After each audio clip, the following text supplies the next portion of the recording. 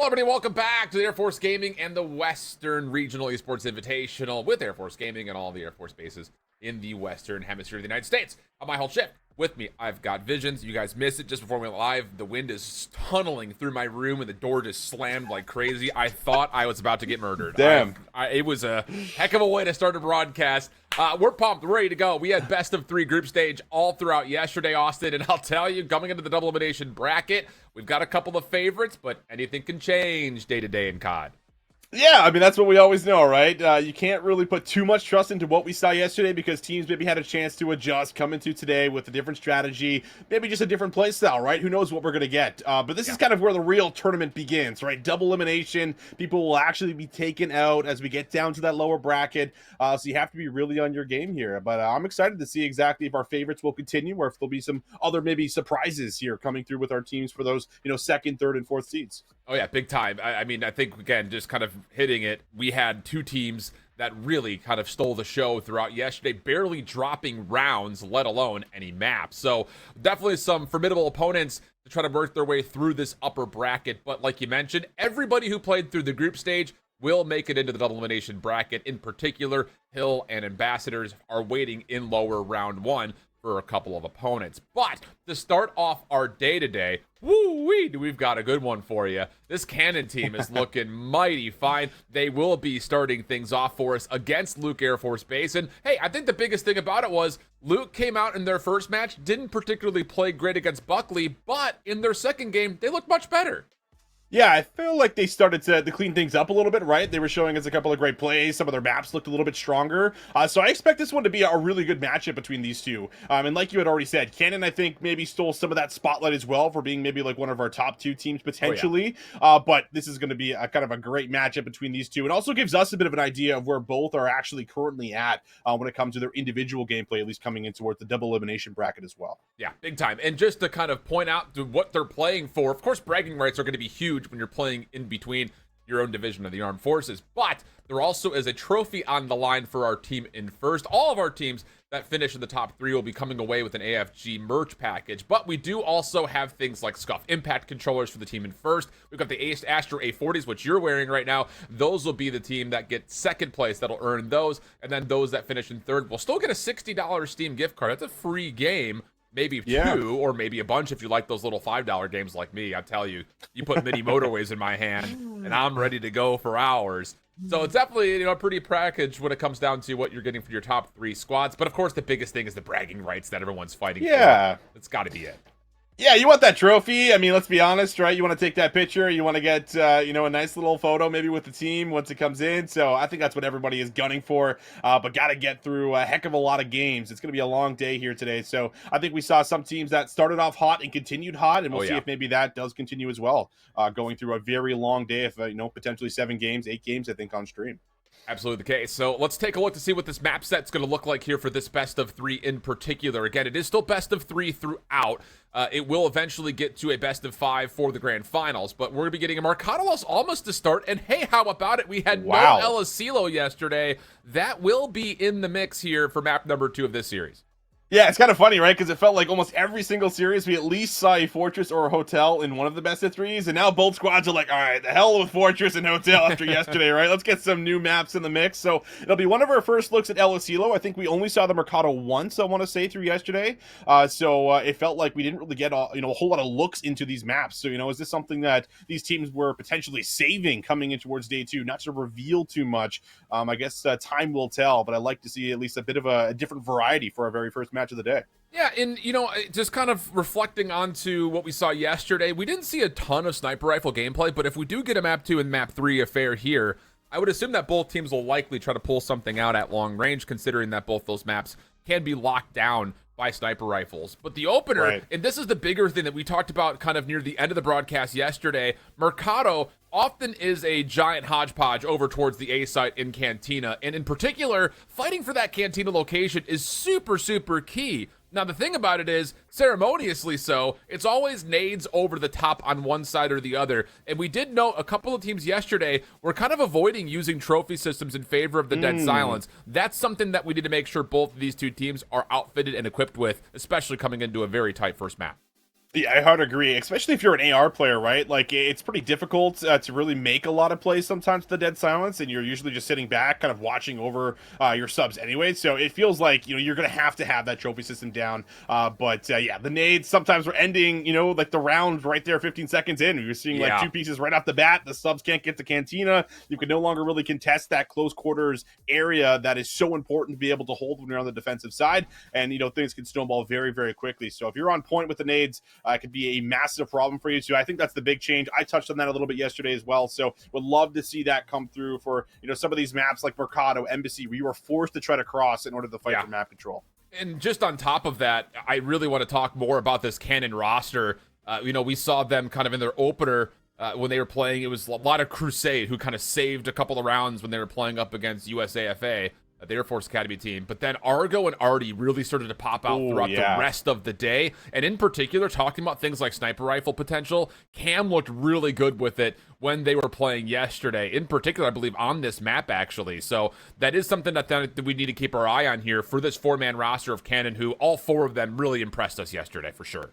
Yeah, that was great. I think Artie had like basically an individual takeover performance, right, on that fortress where he was beaming players like through the middle of the map and challenging ARs. Like it feels like he was just not going to lose a gun battle as long as they were in front of him and they weren't shooting him from behind. He was going to win that battle. And he put up something along the lines of 14, 15 kills, and something like that can be very easily when you look at a Mercado, right? You get involved in Cantina, you get over maybe inside of 10, you can be very aggressive, you can get very loose, and cause a lot of problems for teams trying to actually fight and make their way into the bomb site. And on the other side of things for Luke, again, we talked a lot about how they had a slower start to yesterday. They played up against a very good Buckley team, though, that is looking like going to be one of our top two teams. But their bounce-back performance versus Ambassadors, now granted, I think Ambassadors is a team that is just kind of having some fun, happy to be here in a way. But, hey, that's a huge regain for Luke. They looked really convincing. Everyone was really starting to click, where in their first matchup, we were kind of looking like, you can't just have one individual pop off if you want to compete against the top dogs. So hopefully for Luke, that full four-man squad does show up ready to play right at the get-go to put a little bit of a test to this Cannon squad.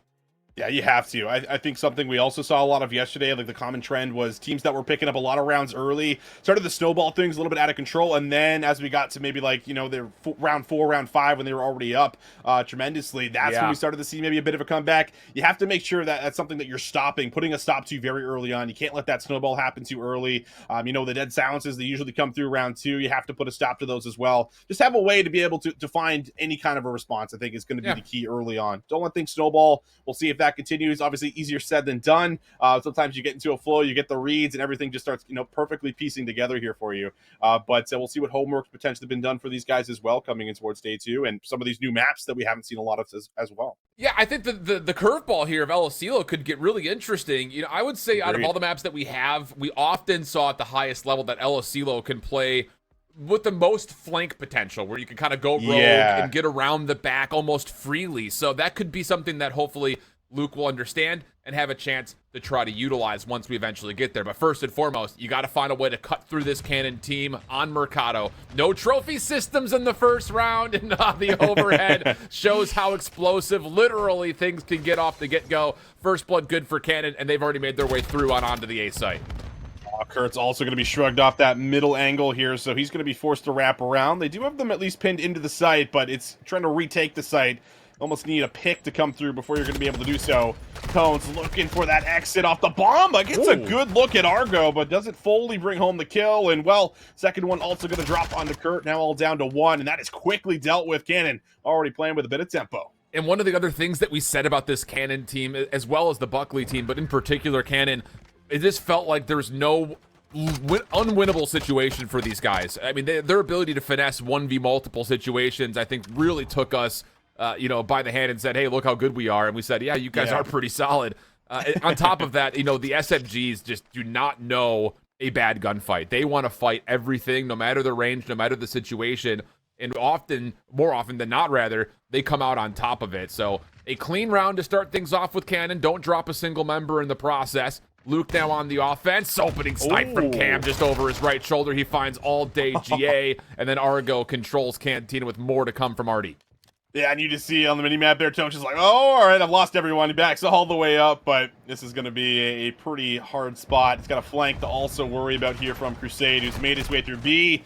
Callout is there, and that is back-to-back flawless rounds here for Cannon coming into Mercado. Looking pretty hot here so far now as they take a 2-0 advantage. Yeah, I mean, it's just, this is, again, you know, one of the other things that we talked about a lot with this Buckley team and with this Cannon team is that it sometimes gets to a point where you just don't have the ability to respond to them because they're just running at you the entire time. Like, how do you even set up a play to deal with that?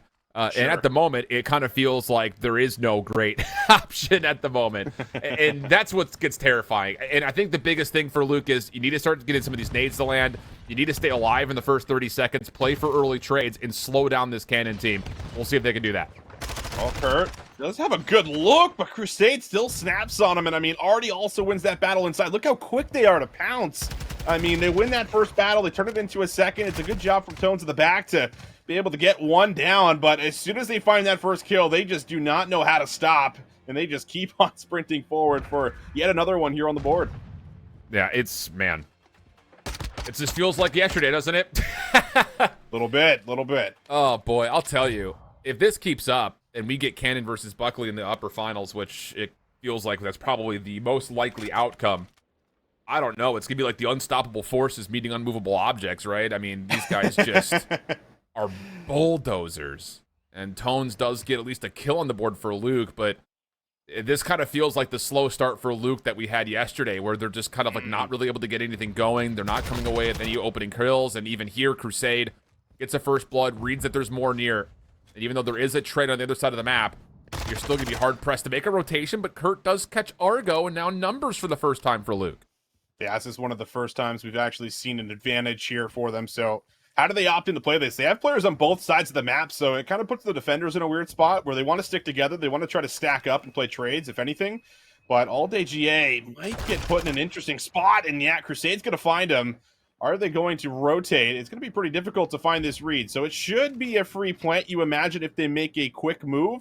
And now it's about figuring out how you want to play this post plan if you can get it down safely.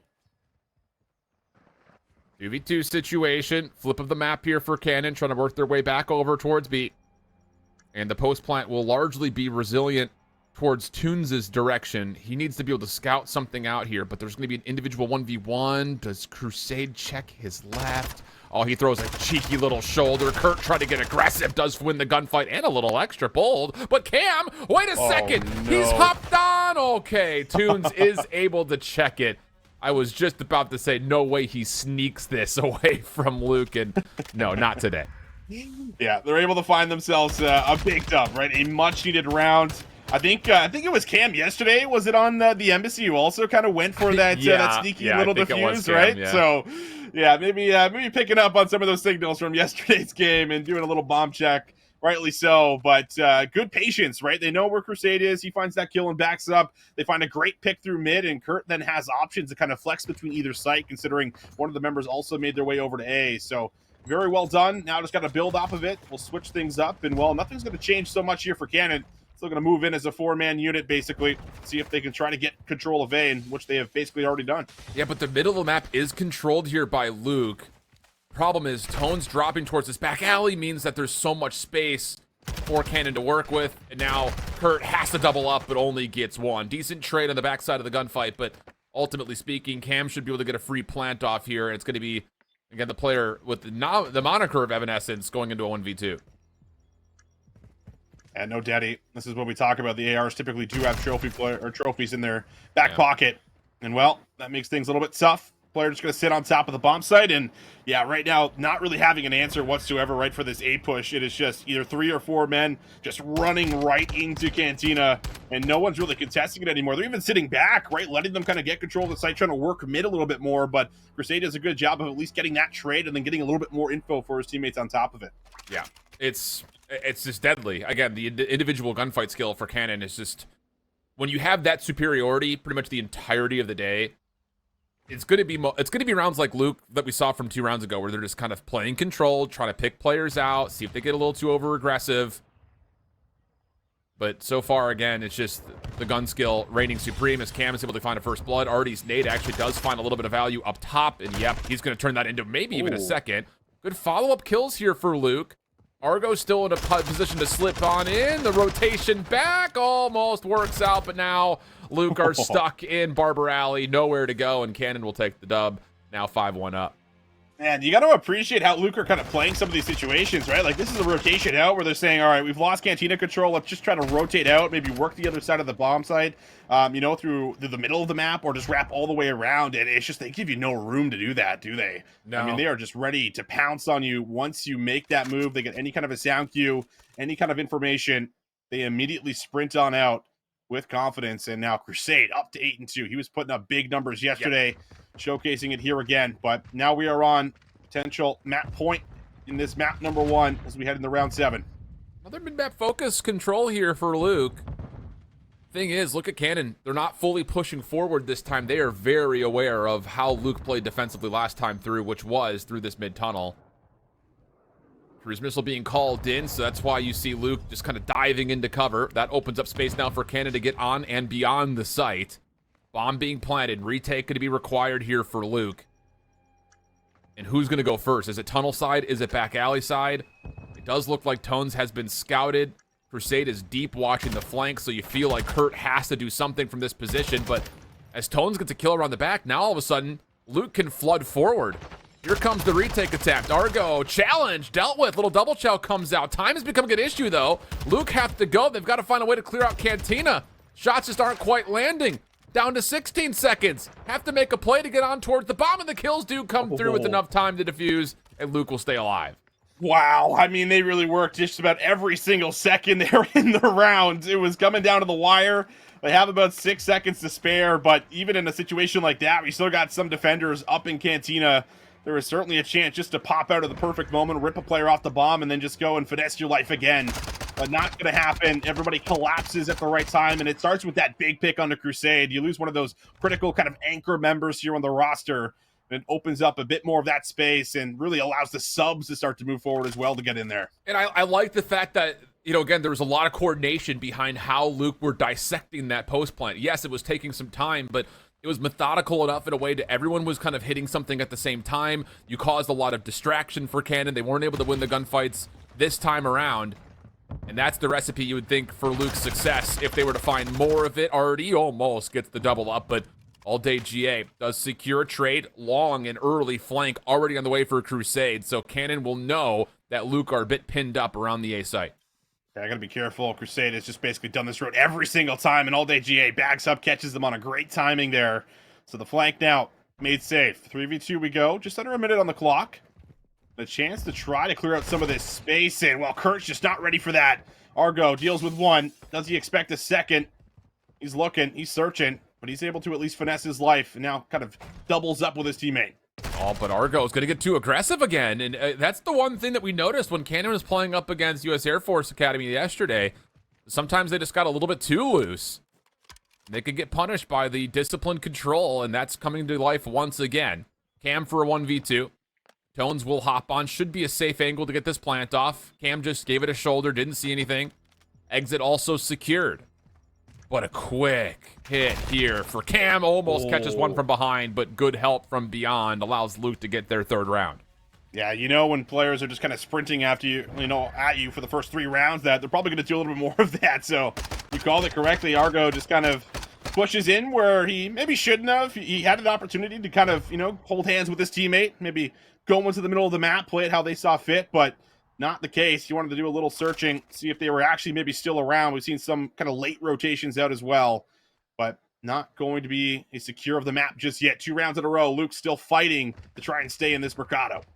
They're doing well, I'll tell you. The trend is starting to shift just a touch. Problem is they still have to win 3 rounds in a row. Cannon all stacking over towards A. Once again, Luke going to get to work playing through the middle of the map. This time they do actually sneak Kurt past the tunnel across, though. So maybe a chance for him to hit an early flank if he chooses to. Evanescence doing some tagging at long range. Cam and Argo nearby. And with 60 seconds on the clock, no intention of planning yet for Cannon. Looking for a first blood by the look of it. And finally they say, okay, no one wants to chow. Let's go ahead and get the OBJ down. Already was tagged. Stun's going to keep him just about half HP, but the trophy comes in at a clutch moment there. They're not going to find the connection, and now Crusade able to get one. All day GA able to get one trade, but we go 3v2 in favor of Cannon. Shots from Tones, but he also gets traded out, leaving it just down to Evanescence to 1v2. Catches one in the corner, but Argo doesn't miss a shot. There was help up above as well.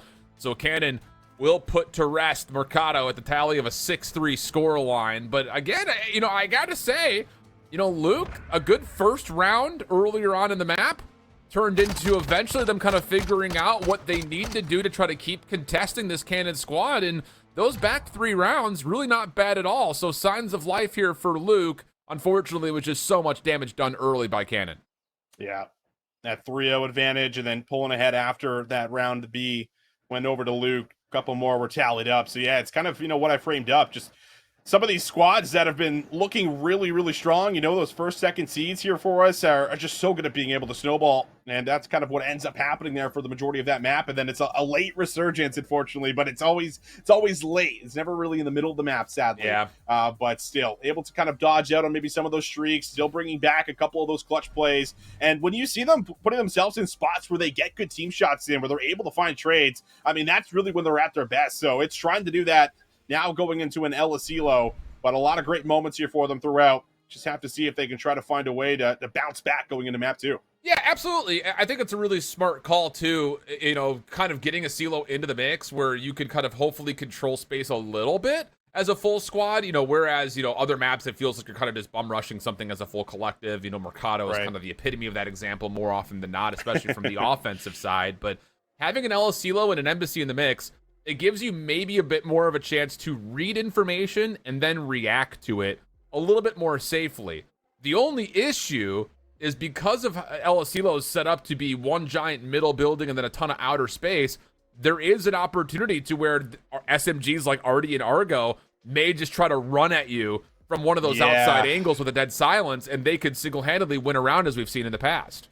Yeah, that's very true. I mean, in El Asilo, sometimes you almost feel like you have full security sometimes, right? You got 4 members up, you feel like you got control of the site, but there's so many doorways and, second levels and, everything else that's in the mix, flanks that could come away, like all the way around the back. It can be really difficult to lock members down. So yeah, I think you have to be really decisive on this map. If you're going to make a call, you have to really commit to it, because sometimes backtracking and getting your way out of it can feel devastating at times. So we'll see what they have prepared for us. Again, this is the first time we've seen El Asilo, so I think that's why Alan and I are at least a little bit happy to see something just a tad bit different here, but we'll see if this could be the map for Luke to potentially send us to our first map number 3. Well, it'll be Luke on defense first, and they are going to try to get somebody outside towards the top tower. Evanescence actually gets there freely. Doesn't quite see Cam at the moment, though, who's also on the outside angles, while the rest of Cannon are working towards the interior, and help from Crusade came from the top second floor, and the kills, well, they just don't stop coming. All day GA, able to hit through checkers, gets away, forces out one trade. Kurt right there to try to at least keep this to more level terms, but as he leaves, whoa, okay, hold on a second. I was surprised he took a secondary challenge there, but Crusade drops, and now we got ourselves a fresh 1v1. Yeah, Cam has to figure out how he wants to play this. Looks like he will play for the high ground, but as soon as he does, Kurt's going to do a little lap around the back here with the dead silence. And he might have an idea that, hey, listen, a lot of players dropped in and around that A site. So that very well could mean the bomb is down. And now with 30 seconds left, he's going to go checking again. Cam, oh! I thought he might have had it, but the snapper comes through. What a 1v2. Holy smokes. I mean, you're not kidding. He's caught on double sprint, gun in the air. Cam gets the first 3 shots out, but that little hop maybe allows a couple of headshots to come through. And Kurt clutches up a massive first round. That's what you needed right there. Just a moment to kind of, get the juices flowing, right? Build some momentum within the team. And, well, that first round will be secured from Luke. A 1v2 there comes in the end from Kurt, but a 2v3 right before that. So a chance now to try to put together 2. As it looks to be a B push here. A lot of stuns and nades coming over the top. And, well, that one's going to connect. You don't have to commit to this. There are options to backtrack here, but it looks like they are still trying to move forward. Yeah, the thing about this is Kurt is kind of wiggling his way further up towards this fence alleyway. Crusade at a very difficult spot, but I don't think he meant to mantle right there. Gets caught by it. Kurt follows up with his now 4th kill in a row. and it all rests with Argo. Bomb is down. Argo's position is known. Flash will connect. Looks like Tones wants to challenge him, but that was a pretty ill-advised individual challenge. And it will get to now a 1v2 for Argo. Dead silence will be popped as the bomb gets planted at A. Bomb is planted. Argo going to use a lot of this dead silence, you know, fortunately to get to the back of the spawn. Not really expecting the bomb to go down at A right away. Has a little bit of time to try to get here without being heard. Now the dead silence is off. We got a bit of a setup down low. Evanescence just right in that crate's corner, and he's going to take some preemptive shots over the top. Argo looking good for it. Wants to commit to the chow, and he'll get the first. 15 seconds. Has no idea where Kurt's positioned. We'll get the regen up, but he's got to go quickly. Does he check this backside couch angle? Kurt pops up at the right moment. Catches him pushing through the door. And how about Kurt's start for the side of Luke? That's what, 5-0 start for him? Yeah, sure is. So he's going to be one off of a cruise missile. That's a 2-0 count in favor of Luke off the get-go.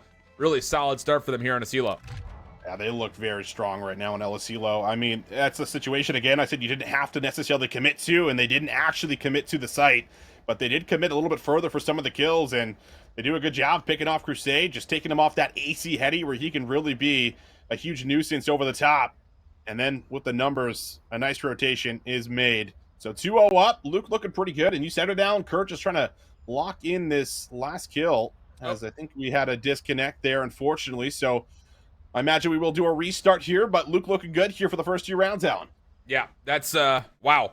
That could be really unfortunate, though. Kurt not going to have a chance to re-earn that cruise missile. That's right. You know, 1 kill off. This should just be a restart and a 2-0 tally to Luke. So that would be possibly a major miss. But, you know, outside of that factor, here's the bigger storyline.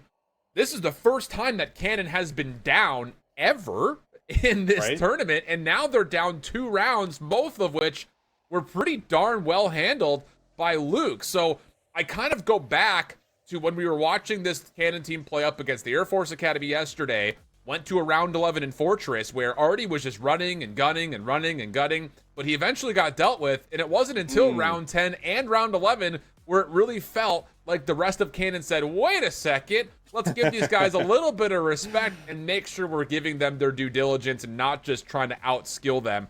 That may have to be the case here in Asilo with them down 0-2 early. Yeah, it feels that way at the moment. I mean, even the macro play, like the great shot calling that's coming through. Maybe, you know, a preemptive challenge comes to the back there, I think, from Tones, but it's the other two realizing, you know, the situation that this guy's trapped at the back of the map. Let's go make the safer call right now. We don't need to go chasing kills here. So, yeah, I would say that their shot calling is looking completely on point. But, yeah, for the other side, I mean, like you said, it's just not a situation that you've been in. You're so used to Artie and Argo kind of getting you a first blood that, you know, automatically the rounds just feel easier there from there on out. So, a bit of an interesting situation that they're going to now have to adjust with going back into this deficit of being down 0-2. But it does give them a chance at least to kind of talk it over, see if they can get ready going back into that one. But at the moment, Luke looking really good. And the other thing about this map, even though that there are opportunities for SMGs to run some flank routes that kind of go unnoticed, it is still not a guarantee that you're going to find a good first point of contact with the sub, especially if you don't have, you know, a lot of utility support kind of to clear out some of the open space, whether that's in the interior of the building by A, or if it's on the outer alleyways towards top tower or over towards the soccer field. It could be really, really interesting, I think, to see how the SMGs adapt and how they adjust now coming into what's going to have to be a fresh restart at 2-0. We will swap over to a break, though, really quickly while the PCs get moved around. It looks like we had a PC crash, so may just be just a moment. When we come back, map 2 still underway, 2-0 up our Luke right after this.